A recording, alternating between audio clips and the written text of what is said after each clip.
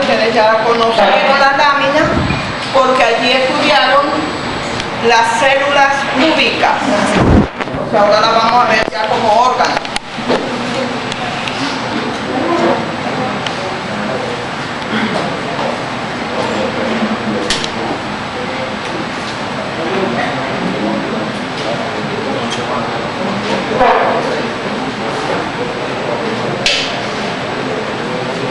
Ya, como todo órgano tubular, me avisan si no ven bien. Como todo órgano tubular, nosotros aquí tenemos la luz del órgano, luego tenemos el epitelio, que es el epitelio superficial de la mucosa, por supuesto. ¿Qué epitelio piensan ustedes que es ese? Estamos hablando de estómago glandular de aves. ¿Qué epitelio tendrá? Cilíndrico. ¿Ah? A ver tú. Cilíndrico. ¿Qué más? Dígalo Cilíndrico, completo. simple, secretor. Cilíndrico, simple, secretor. Todo lo estómago. Vamos a darle mayor aumento para corroborar esto.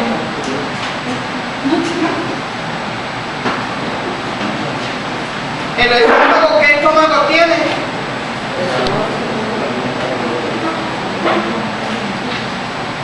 El esófago. El esófago. Plano estratificado, no queratinizado. Plano estratificado, ¿Queratinizado o no? O no queratinizado, dependiendo de la especie. Aquí nosotros vemos el epitelio cilíndrico simple secretor. Tiene su lámina propia. Estas son criptas, las criptas gástricas.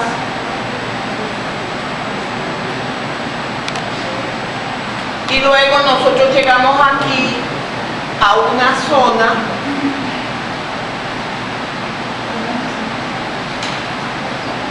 que con menor aumento nosotros lo vemos como si fuera una, vamos a decir por los cortes, aparenta ser como una malla, pero si nosotros vemos estos cortes aquí que están en forma paralela prácticamente, lo mismo acá, nosotros vemos eso, esas glándulas que se llaman también las yemas glandulares del estómago de las aves y son glándulas tubulosas compuestas. La única glándula tubulosa compuesta que nosotros vamos a estudiar en digamos que estudiamos en cualquier órgano de las aves. En mamíferos no hay este tipo de glándulas, no hay ese tipo de tubulosa compuesta. En cambio en esta sí, y nosotros vemos que aquí está cada yema glandular está rodeada por un tejido conectivo. Las yemas glandulares, aquí también pueden ver el epitelio ya de la porción que drena hacia el conducto excretor. Cada uno de estos son pequeños conductos excretores que toman las secreciones desde aquí y las llevan a la luz. Entonces, por eso que es compuesto. Este conducto secretor, y así muchos de ellos llegan a la luz de esta. Esto a su vez va a llevar en otros conductos excretores hasta llegar a la superficie del estómago. ¿Y qué es lo que llevan? Una sustancia mucosa.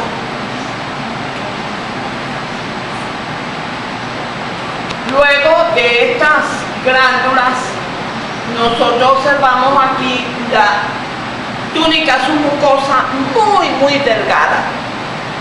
Apenas nosotros podemos observar la túnica submucosa del tejido conectivo, para después observar la túnica muscular.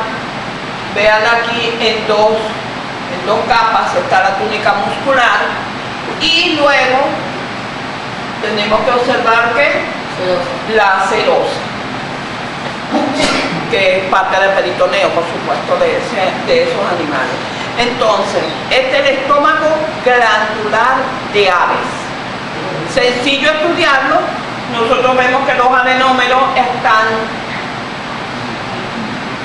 recubiertos por epitelio cúbico simple, porque el adenómero es de un lado y del otro. Recuérdense que estos son túbulos, pero claro, el corte los da de esta manera.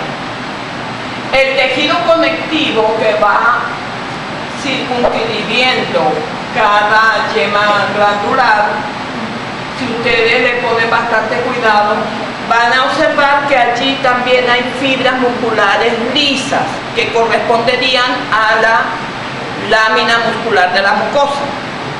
Entonces hablamos de, en la lámina propia están las glándulas y también se acompaña de la lámina muscular de la mucosa para luego continuarse con la túnica submucosa. Véanse aquí. En algunos casos uno casi no ve la túnica muscular de la mucosa, la túnica submucosa, quiero decir. ¿Por qué? Porque es muy delgada, esta que está aquí, muscular de la mucosa. Fíjense, esto que está aquí es vaso sanguíneo, esta es una vena. Y luego la túnica muscular claramente se observa en dos direcciones. Entonces, eso es todo lo que tenemos que ver de este órgano. Y la serosa recubriéndolo. Eso es todo lo que vemos de este órgano, es sencillo de estudiar. Y al solo verlo, porque es el único órgano que logramos observar así, ustedes ya saben que es el estómago glandular de las aves. El otro órgano que estudiamos en las aves, en el digestivo de las aves, es el ventrículo, también llamado molleja o estómago muscular. También no hay manera de equivocarse. La vez pasada lo puse en un quiz, a mí me pareció increíble que no lo supiera. A mí me parece increíble que no. Es demasiado sencillo este órgano como para perderse de no reconocerlo. Fíjense tan sencillo que es que no hay otro, ustedes hasta ahora no han visto ninguno semejante. Nosotros observamos esta sustancia que está aquí en la superficie, que los que hayan visto una molleja fresca, cuando la abren ven que esto es de color amarillo, es como una cutícula de color amarillo. Esto se tiñe con la eosina y se denomina sustancia queratinoide, que es producida por las glándulas que están allí en la lámina propia.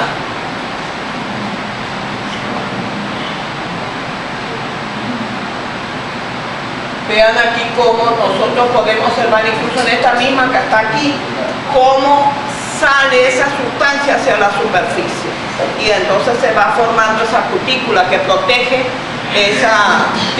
la mucosa de este estómago muscular.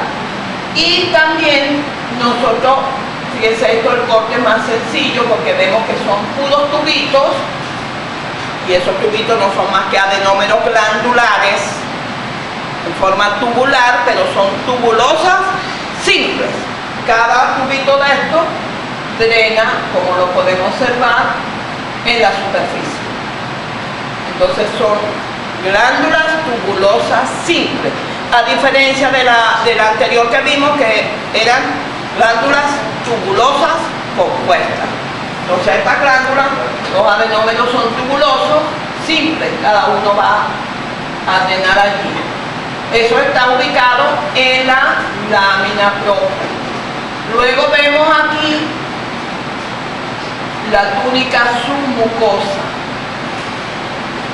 Probablemente esto no se le observa, tendríamos que hacer una atención especial para estar seguros si es que hay o no fibras musculares lisas, como en el caso del estómago glandular. Así a simple vista no observamos fibras musculares lisas, entonces decimos que es la túnica su mucosa. No sabemos si realmente existe, yo no tendría que hacerlo. Y luego, ¿qué más vemos? Vemos una amplia capa de tejido muscular liso. Vean ustedes todo esto, musculatura lisa. Lógicamente son varias capas, ellas se separan por tejido conectivo entre una capa y otra, donde están los vasos sanguíneos, los nervios, más tejido conectivo entre ellas. Todo esto es musculatura lisa. Y por último, llegamos ¿a dónde? A la serosa. A la serosa. Como tiene tanta musculatura lisa, es justamente lo que denominamos entonces la túnica muscular amplia, y por eso se llama estómago muscular, porque la presión que debe hacer este órgano para moler lo que consumen los pollos, que es duro, que son granos, y además de ello, ellos consumen ciertas piedritas. Por eso también recibe el nombre de este órgano de piedra. Muchos lo conocen la piedra. ¿Por qué? Porque cuando se abre, se consigue el alimento muy triturado y piedritas entre ellos. Eso es por los movimientos del estómago, por esta capa muscular tan gruesa, fuerte, permite que se muelan los granos, que son los que ellos consumen. Entonces, primero, los granos, ¿dónde los depositan ellos? En el buche, donde se llenan de saliva y sustancias que lo ayudan a humedecerse. Luego pasan al estómago glandular, donde los jugos gástricos hacen efecto en ese alimento, y de allí pasan al estómago muscular, donde es molido, y luego al intestino delgado duodeno, donde comienza ya la digestión como tal, porque ellos tienen las aves, al igual que cualquier otro animal, tiene hígado y tiene páncreas. Ok, entonces yo no creo que tengan dificultades en reconocer este órgano. Aquí, por ejemplo, vean ustedes, ¿qué estructura es la que estoy indicando? ¿Qué estructura es esta? Una arteria mediana. Fíjense toda la capa muscular que tiene. También por aquí, por ejemplo, es un nervio. Por lo tanto, nosotros vamos a ver allí también los plexos. ¿Se acuerdan de que hablamos de los plexos? Eso es lo que ayuda a que el animal pueda mover esa musculatura lisa, porque acuérdense que es musculatura involuntaria.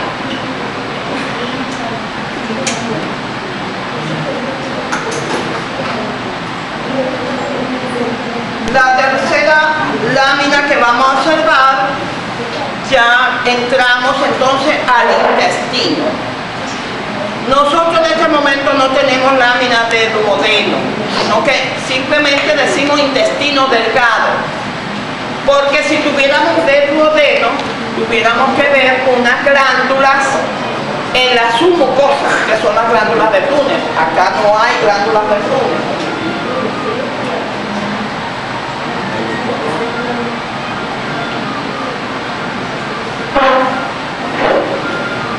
Lo primero que llama la atención en este órgano son esas estructuras digitiformes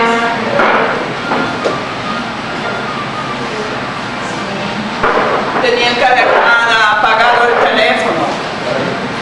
¿Quién es esa persona que tiene el teléfono encendido? Que tú vaya a apagarlo, pues, porque si no nos va a estar molestando toda la práctica.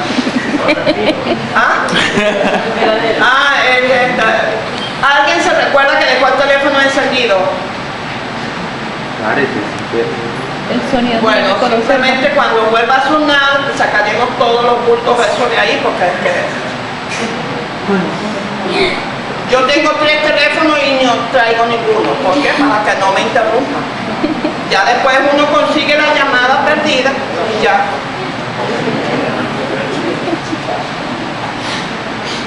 Bueno, bachilleres, entonces aquí estamos nosotros en presencia de unas elevaciones de la mucosa en forma digitiforme, son evaginaciones de toda la mucosa.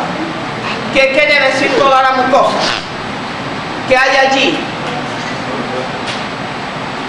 La lámina muscular de la lámina propia. Está la lámina epitelial, la lámina Muscular de la propia la muscular y de la mucosa. musculatura de la lámina muscular de la mucosa. Entonces por eso es la evaginación de toda la mucosa. Y allí nosotros observamos que estas estructuras tienen a su vez un vaso que es un vaso linfático. Vamos a darle mayor aumento para que observen cómo está constituida.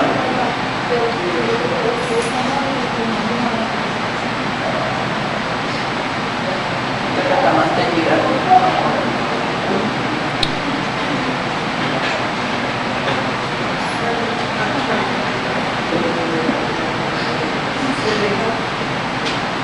Vean ustedes, ¿qué epitelio presenta esta estructura?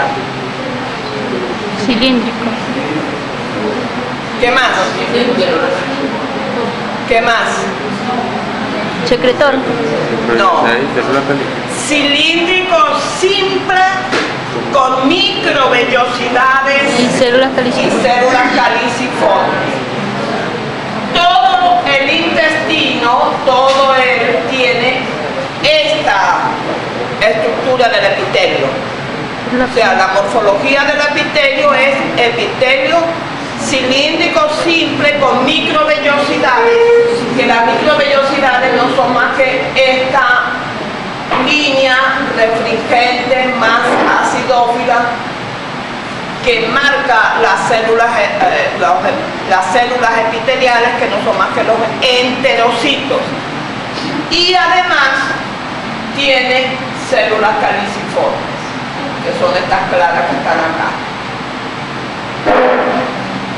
Absolutamente todo el epitelio tiene o sea, todo el intestino, tanto el delgado como el grueso, tiene el mismo tipo de epitelio.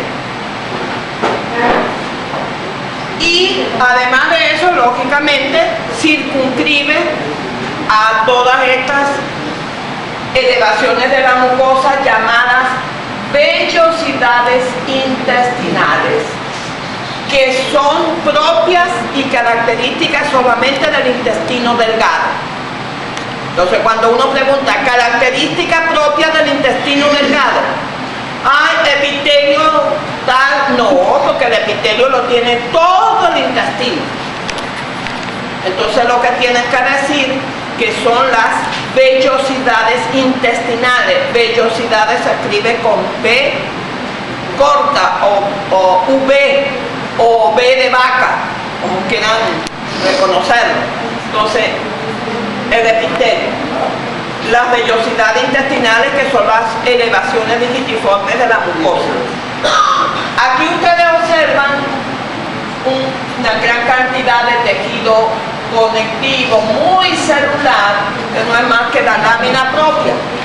También van a observar citas musculares lisas, que son estas que se observan más teñidas. Aquí se ven muy bien los núcleos y las células, o sea, todo lo que son las células musculares lisas. Y en el centro aproximadamente nosotros observamos un vaso linfático.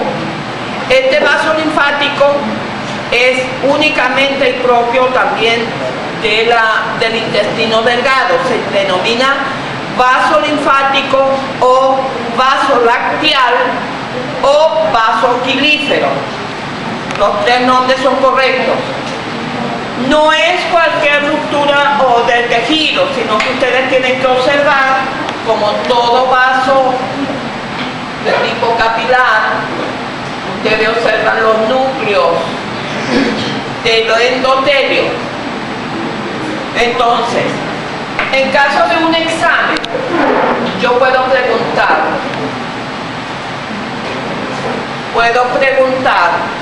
estructura que se observa en el campo microscópico. ¿Qué estructura es? Vaso. No, porque ese no es el indicado, que se observa en el campo microscópico o que está presente en ese campo microscópico. Es la vellosidad intestinal.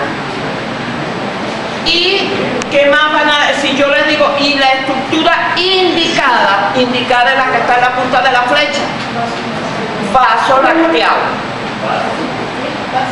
Lacteal o pilífero o vaso linfático.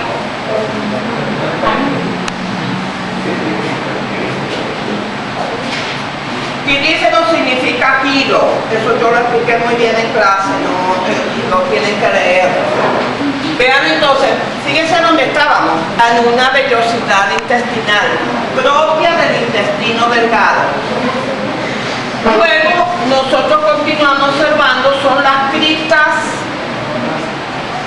fíjense las criptas intestinales y las glándulas. Estas criptas también son denominadas criptas de Liverpool. ¿Y dónde están las glándulas? Están ubicadas, las glándulas de Liverpool o las glándulas intestinales están ubicadas en la lámina propia. Luego esta cinta acidófila que nosotros vemos aquí, separada por otras acidófilas también, pero esa cinta acidófila que estoy indicando es la lámina muscular de la mucosa.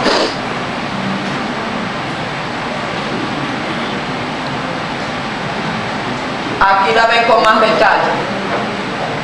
Lámina muscular de la mucosa. Lo que pasa es que hay fibras musculares lisas que llegan hasta que acompañan al tejido conectivo que va entre medio de las glándulas y llegan hasta las vellosidades intestinales, porque cada vellosidad intestinal necesita tener movimientos.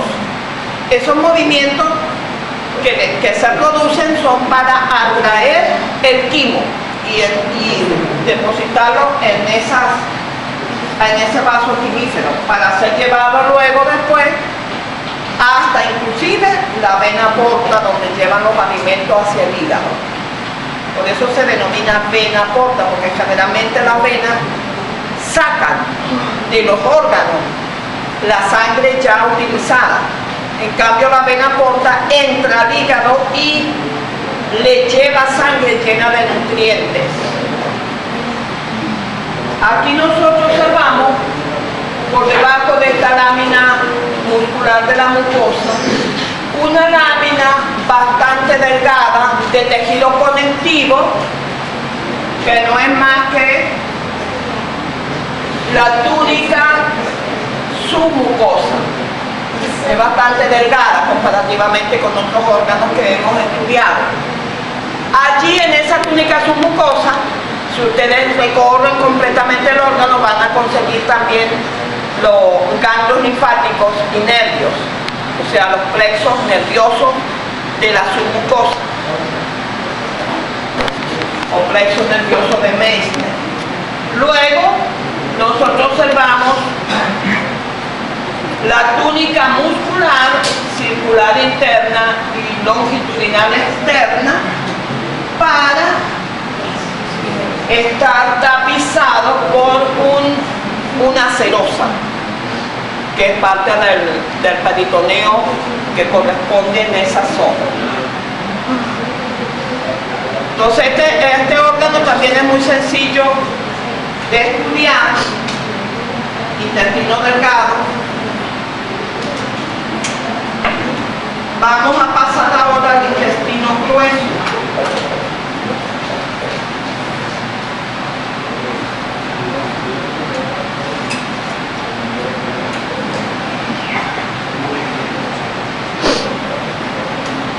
Me encanta que hay estudiantes que explican a sus compañeros. No sé lo que le están explicando, pero sé que están explicando algo, porque hablan mucho. Bueno, bachilleres, aquí nosotros lo que vemos es que la superficie del órgano no presenta elevaciones de la mucosa. Por lo tanto, nosotros decimos aquí no hay vellosidades intestinales. ¿Qué es lo que hay? Hay un epitelio cilíndrico simple con microvellosidades y células caliciformes, pero a medida que avanza caudalmente el intestino, las células caliciformes son en mayor cantidad, como podemos observar aquí.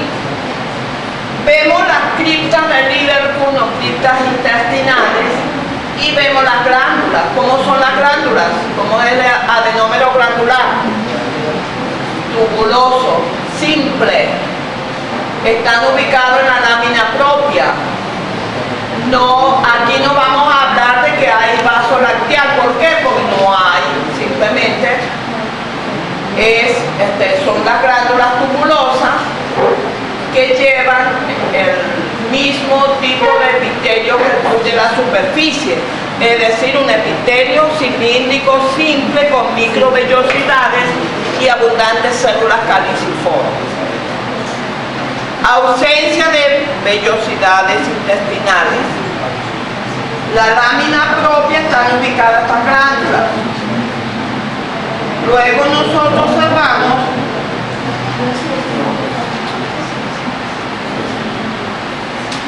una lámina muscular de la mucosa, tejido muscular liso. Observamos la túnica submucosa bastante más amplia que la túnica del intestino delgado. La túnica submucosa, tejido conectivo, allí también hay igual los plexos nerviosos de Meissner o de la submucosa, y luego la túnica muscular en dos direcciones, una circular interna, una longitudinal externa, musculatura lisa.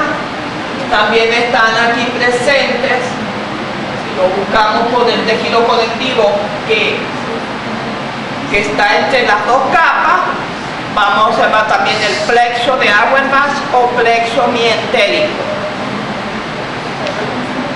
Y tapizando todo este órgano, vemos que la serosa, tejido conectivo tapizado por un epitelio plano simple que corresponde al peritoneo. Vieron que es sencillo esto porque no tiene, digamos, mayor dificultad en reconocerlo, porque es un órgano tubular como tal. Todo el intestino tiene ese tipo de epitelio. En el duodeno habrá menos células caliciformes que en el recto, por ejemplo, porque a medida que avanza de craneal a caudal va agregándose células caliciformes. Y llegamos a una región en que cambia bruscamente el epitelio, que se llama el canal anal.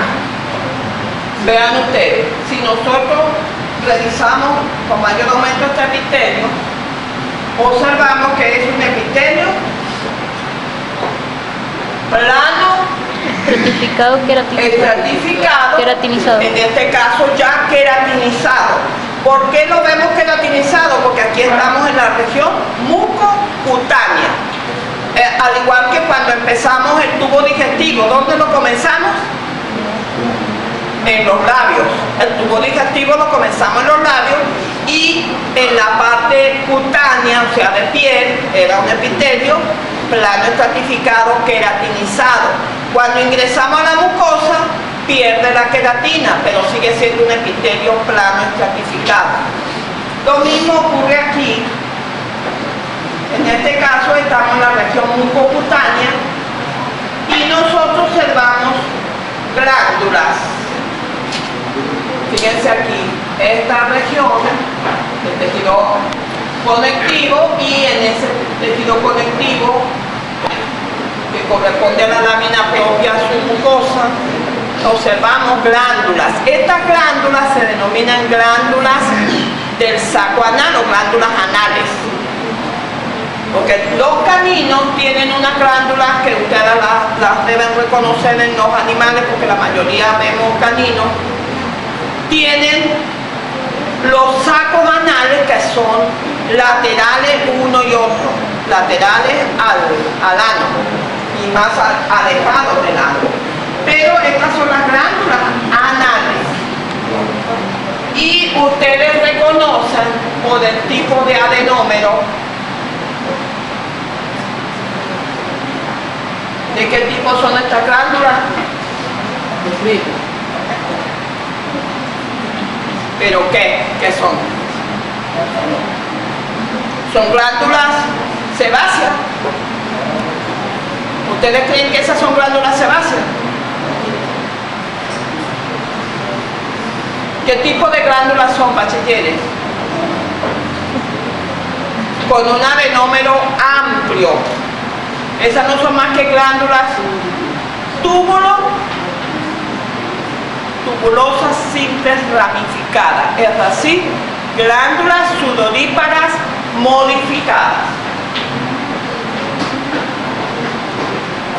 Mire cómo están aquí las glándulas, por todos lados. Por eso, por toda facilidad podemos reconocer este órgano. Fíjense aquí las glándulas.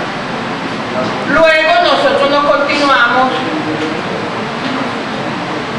con estas glándulas. Están ubicadas, ustedes se han fijado, en la lámina propia submucosa, porque no hay muscular de la mucosa. Se pierde aquí la muscular de la mucosa. Y continuamos con musculatura lisa de la túnica muscular, y hay regiones en que esta túnica muscular se acompaña con musculatura estriada esquelética, que será la que conforma el esfínter anal externo. La musculatura lisa conforma el esfínter anal interno. Y esta, como ustedes la están viendo aquí, musculatura estriada esquelética, en distintas direcciones en su corte, es musculatura que conforma el esfínter anal externo. Bueno, en cuanto al tubo digestivo, entonces concluimos acá, en el canal anal.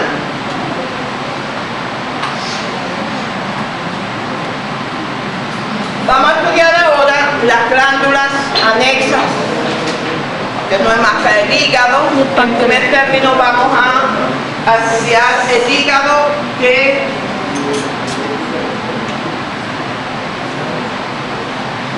el hígado de un porcino.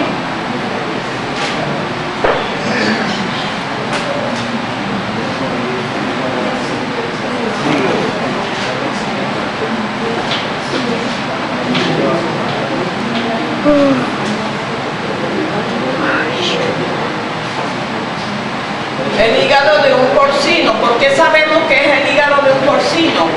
Porque como toda glándula parenquimatosa presenta una cápsula que emite trabéculas y forma estos elementos más o menos hexagonales que se corresponden con un lobulillo clásico hepático.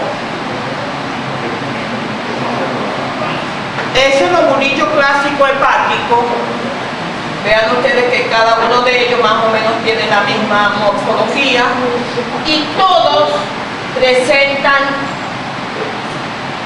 más o menos centralmente una vena, que es esa que estoy indicando allí. Esa vena se llama vena central del lobulillo. Las células que conforman el parénquima hepático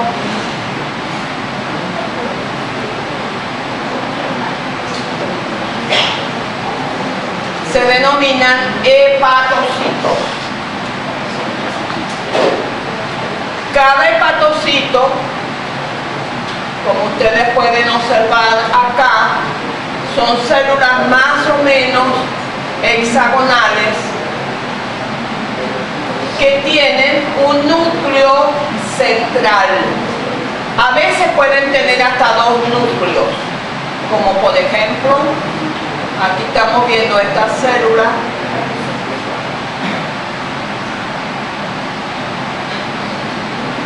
Vamos a darle mayor aumento para observarla mejor.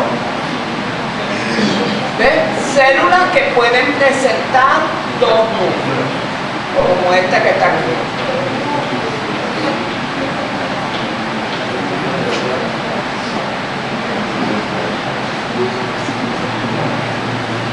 Estas células, como ya en teoría se les explicó, tienen 6 caras.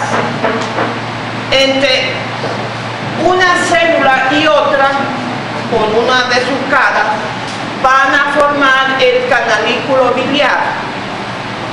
Y por la cara opuesta a esas caras donde forman el canalículo biliar, les va a pasar un sinusoide.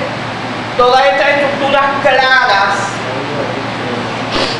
que están acá, que tienen su núcleo, no son más que los sinusoides hepáticos.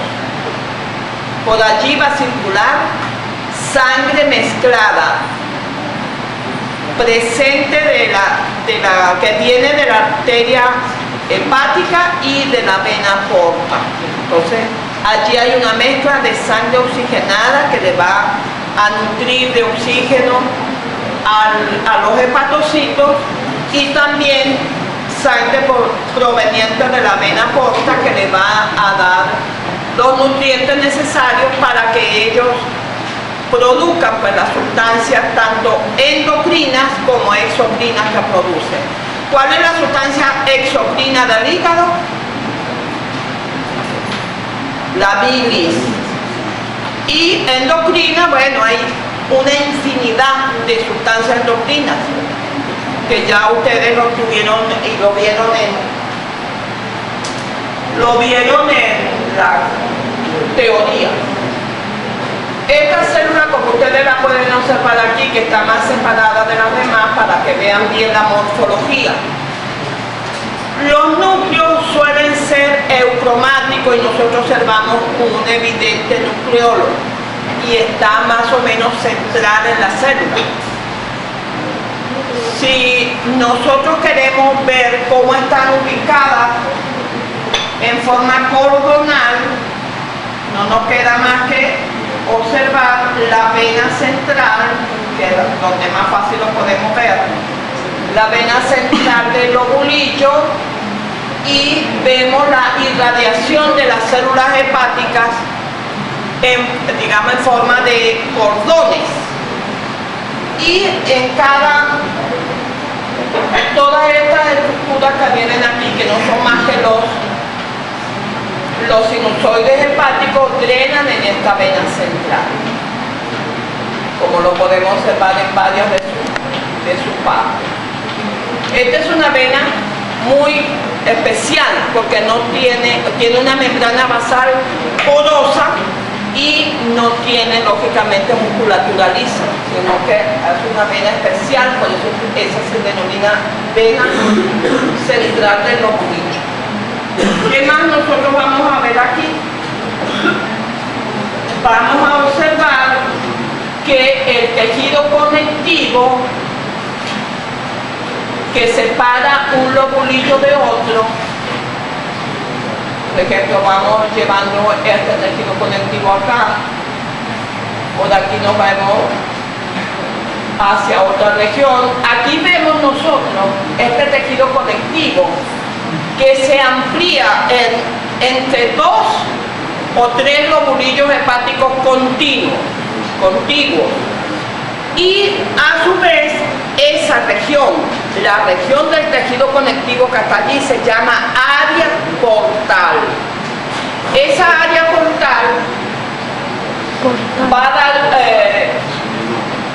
albergar a 3 estructuras que se denominan la tríada portal. Esas 3 estructuras no son más que una arteriola procedente de la arteria hepática, una rama de la arteria hepática. Vamos a observar un conducto biliar que lo reconocemos porque tiene un epitelio cúbico simple, o si es un poquito mayor en algún lugar vamos a conseguir que es un epitelio cilíndrico simple, y vamos a conseguir la rama de la vena, que la tenemos por acá. La rama de la vena, que no es más que una rama de la vena porta. Vamos a buscar otros.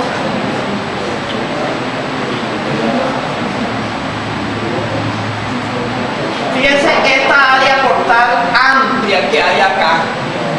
El área portal, si yo le coloco la flecha ahí, no estoy pidiendo ninguna estructura de la tríada. Lo que estoy pidiendo es el área portal. En cambio, si yo coloco la flecha acá, por ejemplo, allí, estoy indicando esto, estaría indicando rama de la vena porta. Y si coloco acá, o en este que está aquí, estoy indicando rama de la arteria hepática. Y si me voy acá, donde hay un epitelio cúbico simple, estoy indicando el conductillo o conducto biliar. Esas son las 3 estructuras que conforman la tríada. También allí hay terminaciones nerviosas, hay vasos linfáticos. Fíjense, si yo coloco mayor aumento a esto que está aquí, este es un conductillo biliar. Miren qué pequeñito es. Conductillo biliar es este. En cambio, este es un conducto biliar. Vean, mucho más amplio, y el epitelio es cilíndrico simple.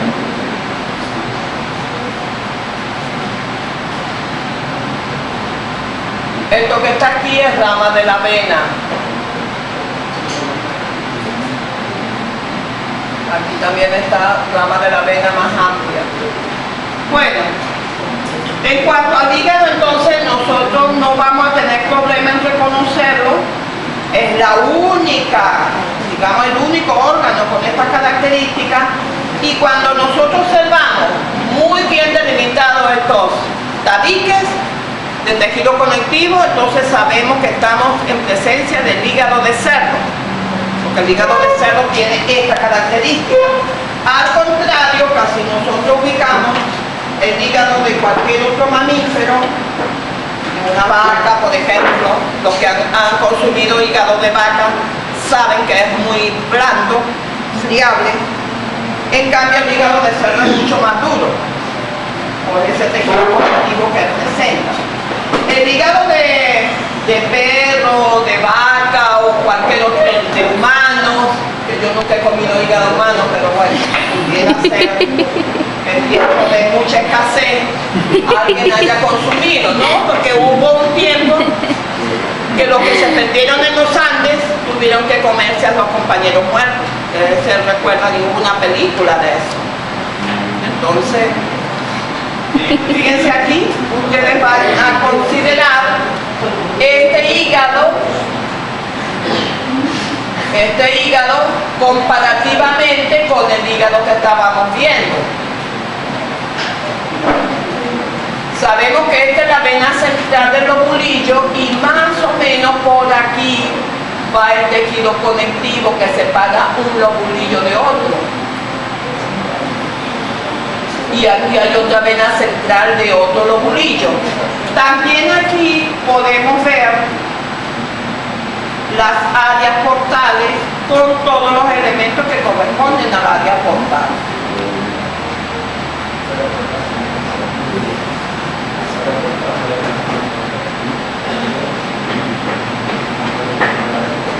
Bueno, ustedes lo tienen allí, ¿no? Aquí, por ejemplo, hay un área portal muy bien delimitada.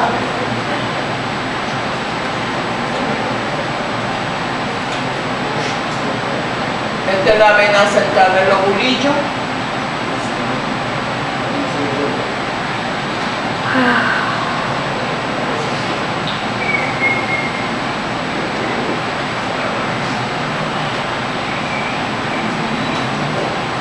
Aquí está el área portal. ¿Por qué lo reconocemos? Porque el tejido conectivo donde se ubica un conductillo biliar, se ubica la vena, la rama de la vena y la rama de la arteria. Esta que está aquí. La rama de la arteria y esta es la rama de la vena. Entonces es fácil ubicarse y no se pueden equivocar porque los hepatocitos son iguales en todas las especies domésticas. Los sinusoides hepáticos es igual. Lo único que cambia es la cantidad de tejido conectivo que está dentro del parénquima de la glándula. Vamos ahora a estudiar otra glándula anficrina, porque el hígado también, como dijimos, es una glándula anficrina. Esta también es otra glándula anficrina y se trata de la glándula denominada páncreas. No páncreas, páncreas. Páncreas, con ese final. Lo digo porque en todos los exámenes de sus compañeros anteriores colocan páncreas. Y tienen que leer. Este órgano lo vamos a reconocer primero porque la porción exocrina del páncreas no es más que los adenómeros que la conforman son adenómeros acinosos y tiene varios conductos excretorios, por lo tanto son compuestas, es una glándula compuesta y además de eso presenta la secreción de tipo seroso, típico y característico de la tinción doble que presenta la célula. Cada célula, nosotros la observamos, cada célula que conforma los adenómeros, fíjense, son de tipo acinoso, el núcleo es redondeado, cercano a la base de la célula, el citoplasma que rodea el núcleo es basófilo y el citoplasma apical es acidófilo. Entonces es muy característico de lo que es una célula que produce zimógeno, o sea, produce sustancias proteicas y es de tipo seroso, el mecanismo de secreción. Y los productos de secreción son de tipo seroso. Y además nosotros vamos a observar que en el centro de cada acino existe una célula clara, una célula de núcleo eucromático, es un núcleo grande, esa se llama célula centroacinal. A partir de esas células se van reuniendo unas con otras hasta formar pequeños canales, pequeños conductos que se denominan conducto intercalar. ¿Se recuerdan conducto intercalar en las glándulas salivales? Aquí también hay conducto intercalar. Esos conductos intercalares se van reuniendo y van a conformar otros conductos un poco mayores Por ejemplo, aquí mismo estoy viendo yo conducto intercalar. Los conductos un poco mayores que se denominan conductos intralobulillares propiamente dichos. Aquí este conducto intercalar conformado, vean ustedes cómo se va conformando por varias células de los tipos de células centroacinales. Vean acá, este que está aquí, conducto intercalar, está entre medio de los acinos. Y la otra cosa que me va a decir a mí que yo estoy en páncreas son estas estructuras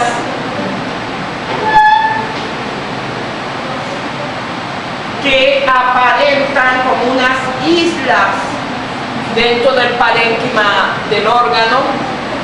Tienen morfologías diferentes, pero son un conglomerado de células. Esas células son las que producen las sustancias hormonales denominadas la insulina, el glucagón, la somatostatina y un péptido pancreático. Son células entonces alfa, beta, gamma y delta. Eso lo vamos a ver con más detalle en el capítulo de endocrino.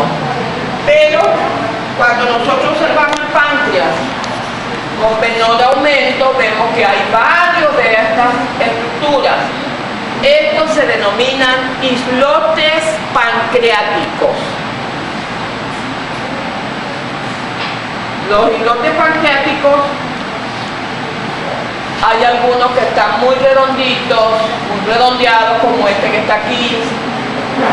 No lo vayan a confundir jamás nunca con un conducto excretor. ¿Por qué? Porque las células están homogéneamente repartidas en esa estructura. Entonces, islote pancreático o islote de Langerhans. Por supuesto que esta glándula, la cápsula de esta glándula, va a estar tapizada por una serosa, que se corresponde con la serosa pues, de la región donde está ubicada, que no es más que en el abdomen.